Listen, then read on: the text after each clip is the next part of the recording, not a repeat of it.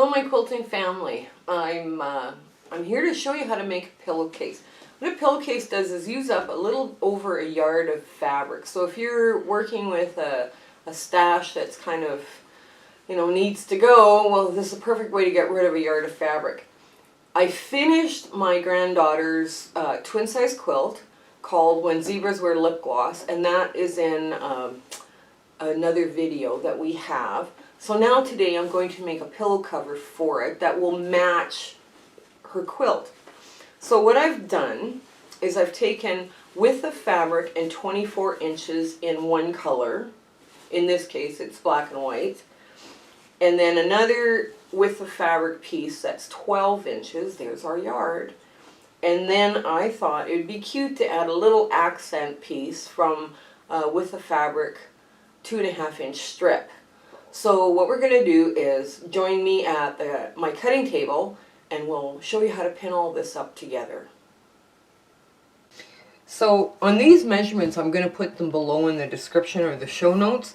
Now what I've done is I've ironed that 2.5 inch by width of fabric strip in half, right? So you guys don't need to watch me iron with a tailor's clapper and all this stuff, right? I have an ironing tutorial.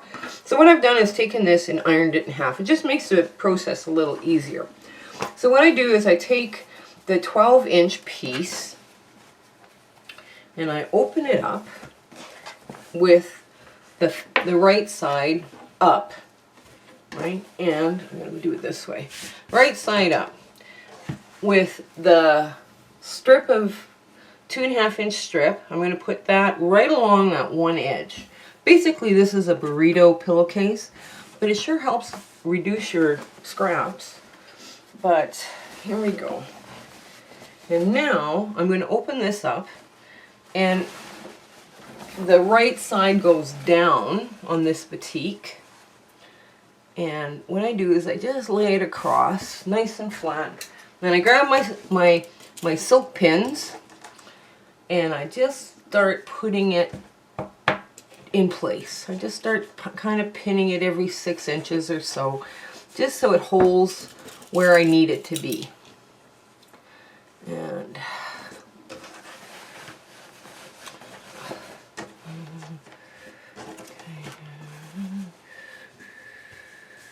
there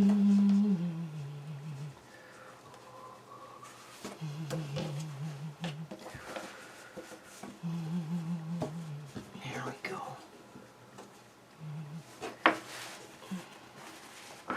You don't get too fussy with this. And when I make a twin size bed, I usually make one pillow cover. If I'm making a queen or a double, I make 2 pillowcases. So I'm very careful about how I measure them so that they all end up the same. Now, not all with the fabrics. That means from selvage on one side to selvage on the other. That's what with the fabric means. Not all of them are equal. Now you see this black and white print is a little bit longer, but that's okay. We'll work with that. We'll just trim it off. Whatever's too long. Okay, now what I'm going to do is I'm going to fold up the black so it's out of the way. You don't have to get too fussy with how you fold it. You just have to get it out of the way for what you're going to do. Okay, and see if that works over on that side. Yes, it does. Just pull that nice and flat. Now I didn't iron this fabric too much before I started because you iron this pillowcase, several times. So I'm going to be running back and forth to the iron as I'm sewing. So now we just pin it together. We bring up the white or the sleeve and then we just pin it together because we're going to sew along this line. And you can put a few more pins in there if you feel that you need to.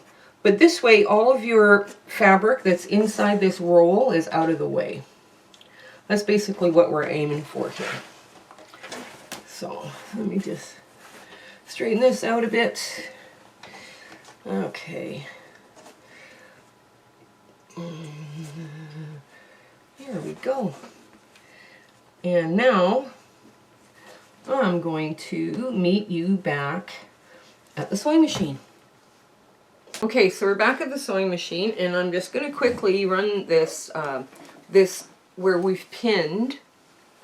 have pinned, I'm just going to run a quick stitch along here, okay, at 1/4 inch. That way everything gets enclosed, all the raw edges get enclosed.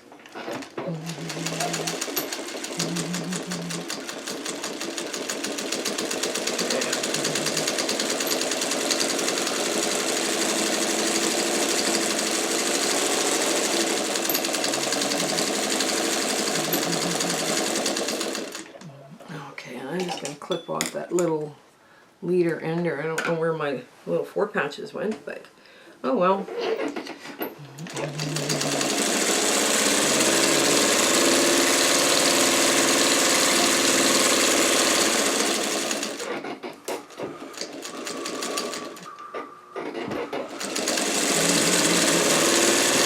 Now we have some excess fabric. And salvages we're going to trim off here too, so that they don't end up in the pillowcase, because they don't stretch. Sometimes they stretch, or they don't shrink in the same way the rest of the fabric would when you wash it. Because this pillowcase will be completely enclosed, all the seams will be enclosed, so the person that's getting it can actually throw it in the laundry, or they can use it just to store their quilt in. Okay, last little bit here, and we're just about done.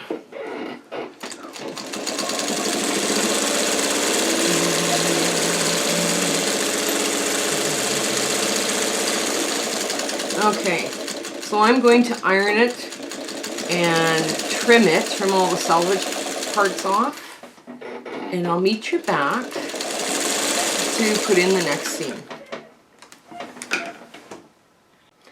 Okay, so we're back from ironing our the pillowcase. Now, one of the things I like to do is I like to put a top stitch along this web, or this line here, just on the white, so that it makes, when you wash this pillowcase, it makes this part fold that way. Now, the other thing I did too is I pushed this sleeve away from the black, or away from the actual case, and here again I just pushed the sleeve back. But I ended up with a really stubborn wrinkle, and one of my guild sisters had told me to use vinegar and water at 4:1 ratio, and it just took that. There is no wrinkle now anymore. Like, it's just like perfectly flat. So it might be something for you to have in your ironing arsenal, is a little bit of water and vinegar. So I'm going to put a top stitch in. Now, I've also changed feet on my sewing machine because I don't have a 1/4 inch to follow. So I'm going to try and do the top stitch here very quickly. And I sew back because I don't want my top. Uh-oh. Oh no! There we go. It got caught. It got caught up. I also trimmed off the salvages and evened up that one edge where the black was bigger than the white and pink.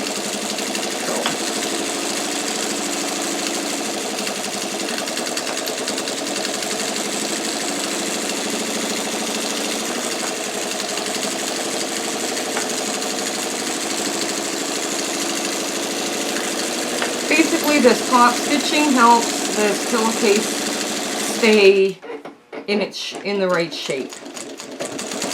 So there we go, more than halfway.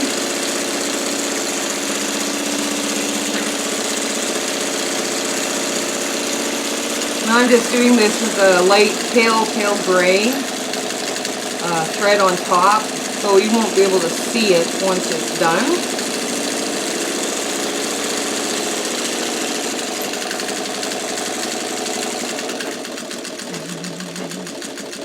And I am going to do a little bit back stitching. There we go. And put my leader and ender back in.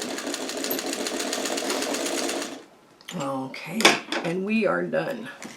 So now I'm going to do a French seam all the way around the pillowcase. Now, French seams are sewn counterintuitively, right? That means they're sewn with the good sides or the bad sides facing each other first and then flipped around. So this is a real simple finish that you can do. Just a minute here. Let me get it lined up. So these are the good sides, and I'm going to sew them with the good sides facing out or the wrong sides facing together. Okay, so we're just doing a French seam. So I'm just going to quickly pin here, and I want to put just a couple more pins along here where I'm going to have some issues, right? I know I'm going to have issues where the joints, there's lots of joints. Okay, so I'm just going to go all the way up, and normally I do more than one pillowcase at a time, so because I kind of do them on bulk. So when I'm doing, let's say, charity quilts or, you know, other quilts, I always have a few of them on hand. And there's another one, another one to pin. Oh, and I need more pins. And I go all the way around, even to the other side. I don't know if you can see that. But I pin all the way around, so it's one long seam that I'm making. Okay.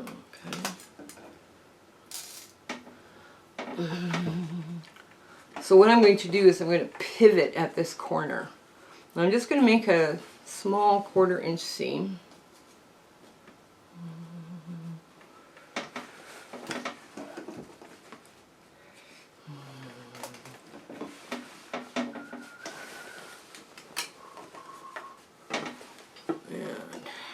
Go. Now, I'm going to change out the foot.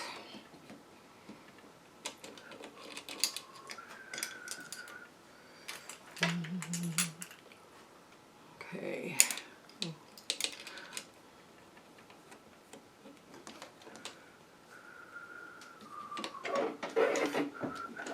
Okay, so now we're going to start, and we go slower over this area here because it's got quite a bit of fabric there.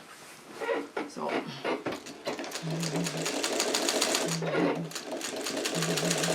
and we backstitch at the beginning.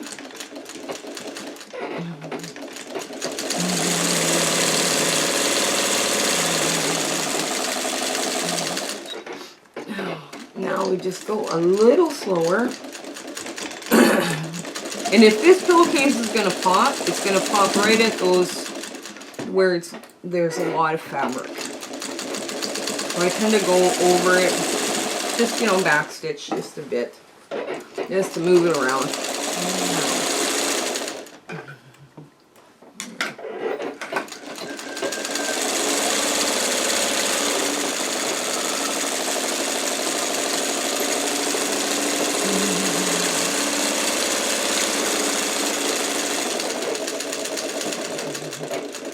French seams are always such a lovely finish on clothing as well.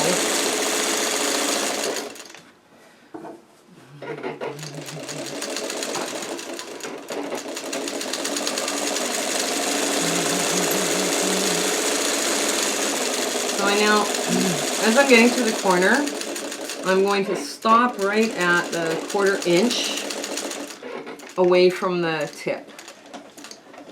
Okay, and then pivot with the needle down, and then keep going to the far edge where it's folded.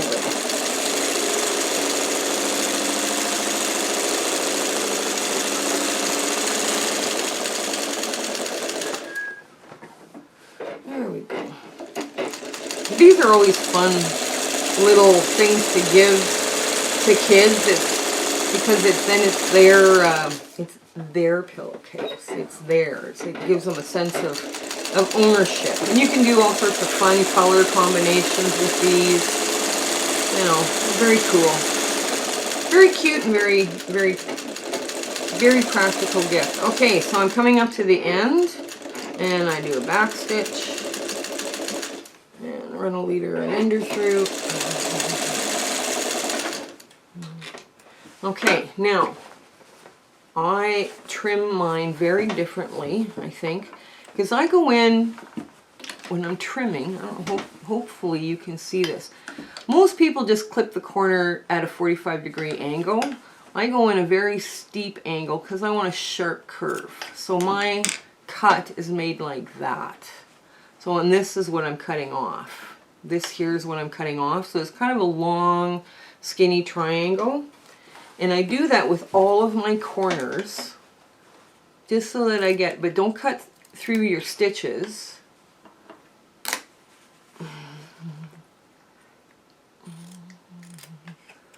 And this helps reduce the bulk in the corners.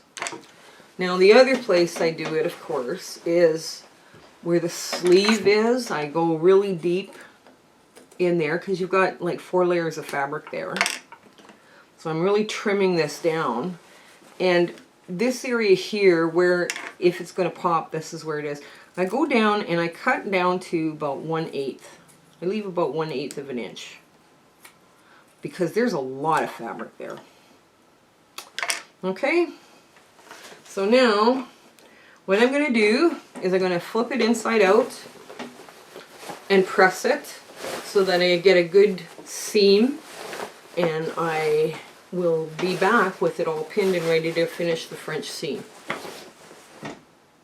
So we're back from the ironing board, and I've pressed and pinned in place where I'm going to sew. Now this is where you make the pocket of the French seam, right? So creates a total finish.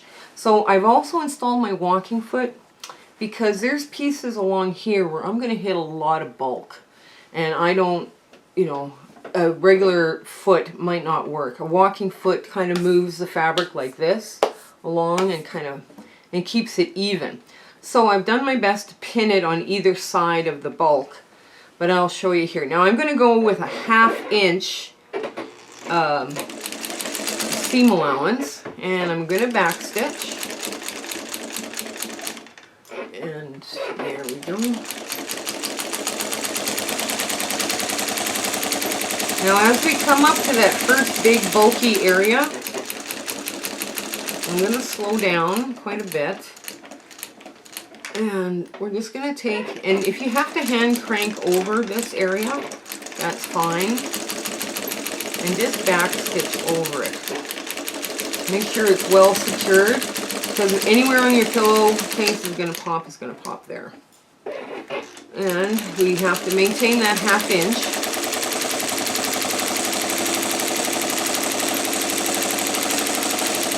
And now the rest of this is quite easy. You're going to pivot at the corner.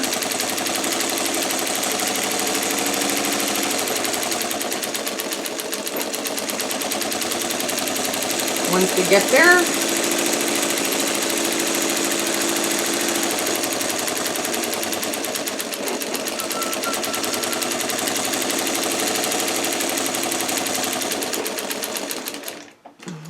okay, just bury it down because it's being pulled along. And get my leader ender off. Okay.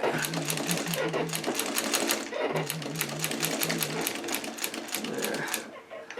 One more. There's your 1/2 inch, and you pivot always with the needle down, even on your new machines. And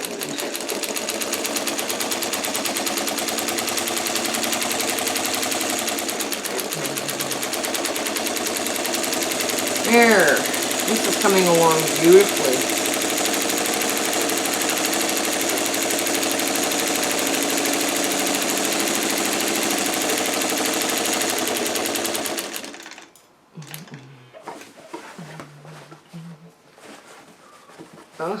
Okay, get it so you can see what I'm doing. Yeah, walking foot really helps move along fabric that's bulky, and this is why when people are doing straight line quilting, they have a walking foot. Okay, and now I'm going to do a little bit of back stitching right at the end, and put my leader and ender in.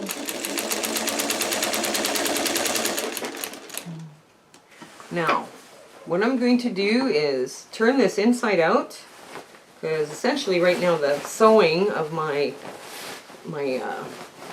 pillowcase is done, the burrito, and I'm going to give it a really good press, and I'll be right back. Okay, so we're back from the ironing board, and we've pressed this where the pillowcase is now beautiful and flat and kind of fun and kind of goes with the quilt. So what I use these for is I tell people when I give them one of these with their quilt, hopefully it's matching, sometimes it's not, is to use it for storing, because you don't want to put your quilt in plastic. Quilts need to breathe. They need to be around air, and they have to be kind of like kept away from acid and all the rest of the stuff. So they can also use the pillowcase because it's completely finished inside and it's washable. So now all I do is I put this over my pillowcase and I put a big pink bow on it, and I'm done. I'm done. It was so nice seeing you again. If you have any questions about what we've done, please put them in the comments. It was lovely seeing you today. Please come back for more content. Okay, bye. If you have questions about what you saw in this video, or you have ideas for content or something you want to see us do, please put those comments in the description below. But also, while you're there, like, share, and subscribe with your friends. That would really help us out. Okay, I want to thank you and have a great day.